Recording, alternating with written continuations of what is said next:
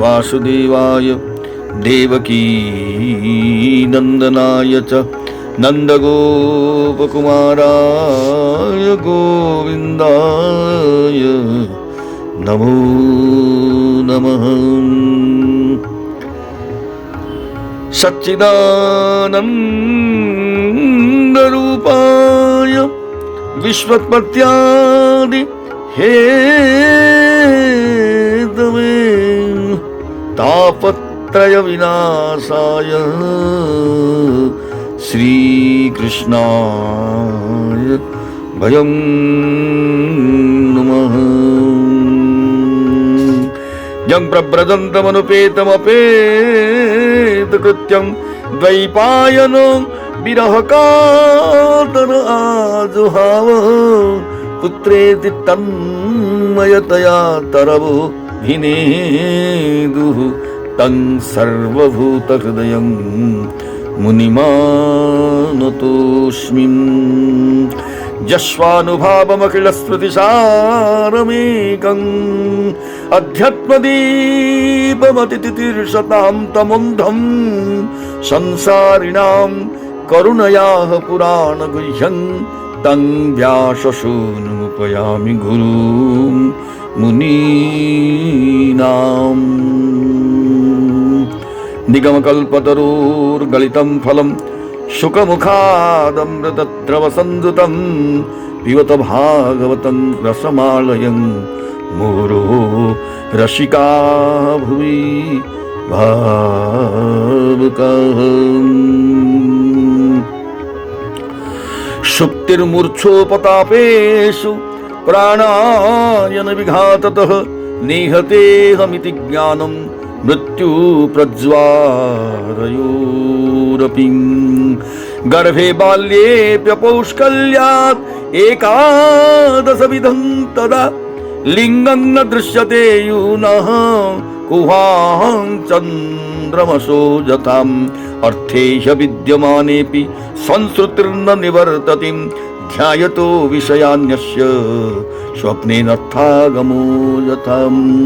एवं पञ्चविधं लिङ्गं त्रिव्रत षोडश विस्तृतम् एष चेतनया युक्तो जीव इत्यभिधीयते। अनेन पुरुषो देहान् उपादत्ते विमुञ्चति हर्षं शोकं भयं दुःखं सुखं चानेन विन्दति। यथा तृणजलूकेयं नापयात्यपयाति च न त्यजेन्म्रियमाणोऽपि प्राग्देहाभिमतिं जनः। यावदन्यं न विन्देत व्यवधानेन कर्मणां मन एव मनुष्येन्द्रं भूतानां भवभावनम्। यदाख्यैश्चरितां ध्यायन् कर्मण्याचिनुते सकृत् सती कर्मण्य विद्यायां बन्धः कर्मण्यनात्मनः। अतस्तदपवादार्थं भज सर्वात्मना हरिं पश्यन् तदात्मकं विश्वं तित्युत्पत्त्यव्ययाजतः। श्री कृष्ण गोविंद हरे मुरारे हे नाथ नारायण वासुदेव हे नाथ नारायण वासुदेव हे नाथ नारायण वासुदेव।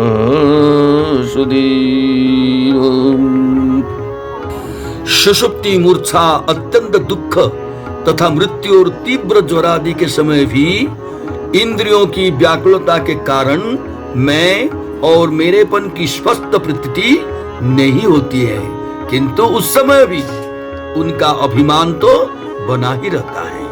जिस प्रकार अमावस्या की रात्रि में चंद्रमा रहते हुए भी दिखाई नहीं देता, उसी प्रकार युवावस्था में स्वस्थ प्रतीति होने वाले यह एकादश इंद्रिय विशिष्ट लिंग शरीर गर्भावस्था और बाल्यावस्थाओं में रहते हुए भी इंद्रियों का पूर्ण विकास न होने के कारण प्रतीत नहीं होता, जिस प्रकार स्वप्न में किसी वस्तु का अस्तित्व न होने पर भी जागे बिना स्वप्न जनित अनर्थ की निवृत्ति नहीं होता, उसी प्रकार सांसारिक वस्तुएं यद्यपि असत्य हैं, तो भी अविद्यावश जीव उनका चिंतन करता रहता है और इसीलिए उसका जन्म मरण रूप संसार का छुटकारा नहीं होता।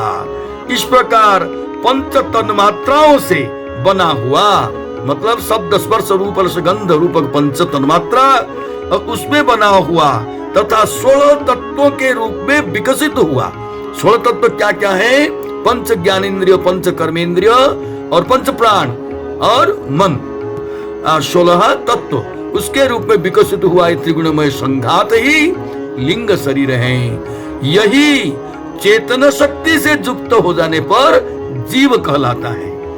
इसी के द्वारा पुरुष भिन्न भिन्न देह को ग्रहण करता हुआ और त्यागता हुआ तथा इसी से हर्ष, शोक, भय, दुख और सुख आदि का अनुभव करता रहता है। जिस प्रकार जोंक जब तक दूसरे तृण को नहीं पकड़ लेती तब तक पहले को नहीं छोड़ती, उसी प्रकार जीव मरण काल उपस्थित होने पर भी जब तक देहारंभक कर्मों की समाप्ति होने पर दूसरा शरीर प्राप्त नहीं कर लेता, तब तक पहले शरीर के अभिमान को नहीं छोड़ता। इसीलिए यह मन प्रधान लिंग शरीर ही जीव के जन्मादिक कारण है। Understanding the subtle body. 1. What it is? The subtle body, Sukshma Sharira, is the link between the gross physical body and the pure spirit, Atman, soul. It includes the mind, intellect, ego, and senses. 2. Its role, it carries impressions, sanskaras, and desires, influencing our actions and perpetuating the cycle of karma, binding the soul to repeated rebirths. And 3. Persistence. Unlike the gross body, the subtle body persists through lifetimes, carrying the karmic imprints, making its liberation crucial. The nature of bondage. Identification. Bondage arises from mistakenly identifying the self, Atman, with the temporary, changing subtle body and its experiences. Root cause. The mind and ego create this illusion of separation and limitation, leading to attachment, desire, and suffering. Pathways to liberation. 1. Janana Yoga, knowledge, realizing the true nature of the self as distinct from the body and mind, leading to freedom from ignorance, avidya. 2. Bhakti Yoga, devotion, surrendering to the Supreme Lord, freeing oneself from material attachments through pure love and service. 3. Meditation and yoga, practices to quiet the mind, develop awareness, subtle body awareness, and experience states beyond the normal mind.